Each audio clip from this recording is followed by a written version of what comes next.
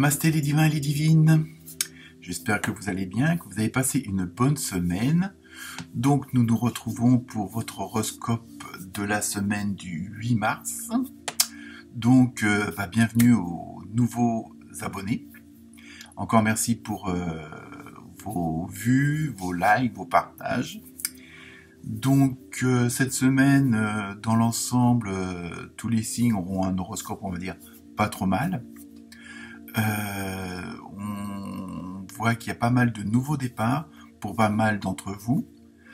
Donc je pense qu'on arrive dans une période où toutes les bases ont plus ou moins été posées. Il y a encore quelques signes où il faut encore faire un petit peu de ménage. Et donc voilà, sinon donc cette semaine rien de particulier. Sinon que je me suis servi pour changer de l'oracle des artisans de lumière, celui du quotidien et l'oracle des animaux sauvages.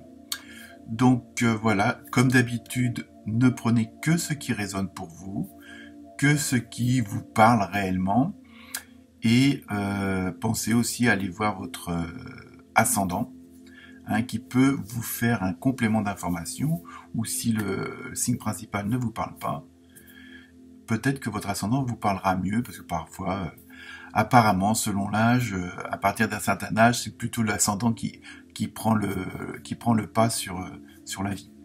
Donc, mais ça, c'est des on-dit, donc je ne m'aventurerai pas là-dessus. Eh bien, écoutez, je vous souhaite une bonne semaine, une bonne écoute, et puis, comme d'habitude, si vous voulez approfondir un sujet particulier, vous pouvez toujours prendre rendez-vous sur mon site ou par mail. Donc voilà, je vous envoie plein de bonnes choses, plein de bonnes vibrations, et à très bientôt. Namasté.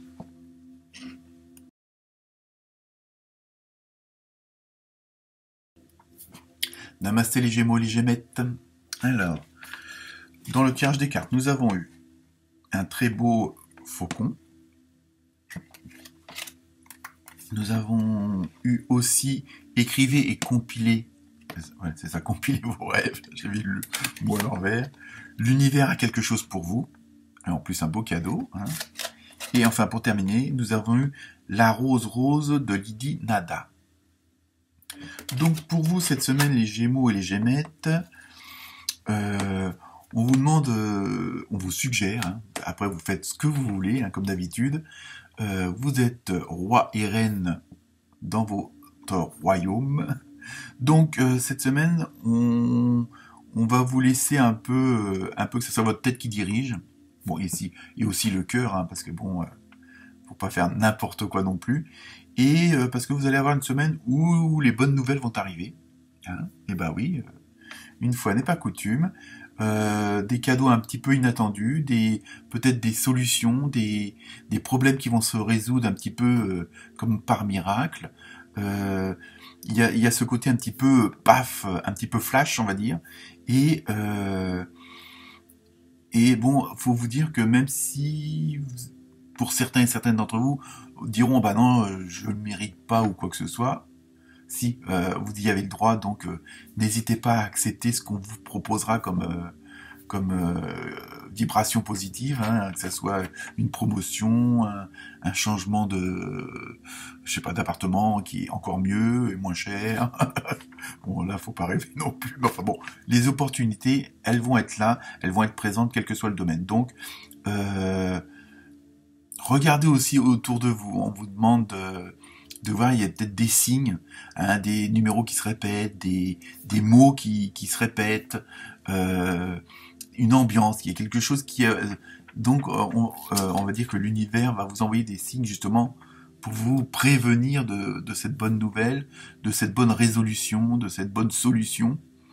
Même si pour certains et certaines d'entre vous, la période est peut-être pas forcément très agréable. Donc, dites-vous que vous allez être dans une dynamique cette semaine où, justement, on va élargir le sens du mot, mais ça va être un peu la grande guérison. Au niveau du cœur, le stress et tout ça va s'amoindrir, voire disparaître. Tout ce qui pouvait vous tracasser, vous déranger, vous perturber. Donc pour vous cette semaine, les Gémeaux et les Gémettes, profitez-en parce que c'est une semaine de bonne dynamique et de bonne vibration. Donc, vous savez ce qu'il vous reste à faire. Namasté.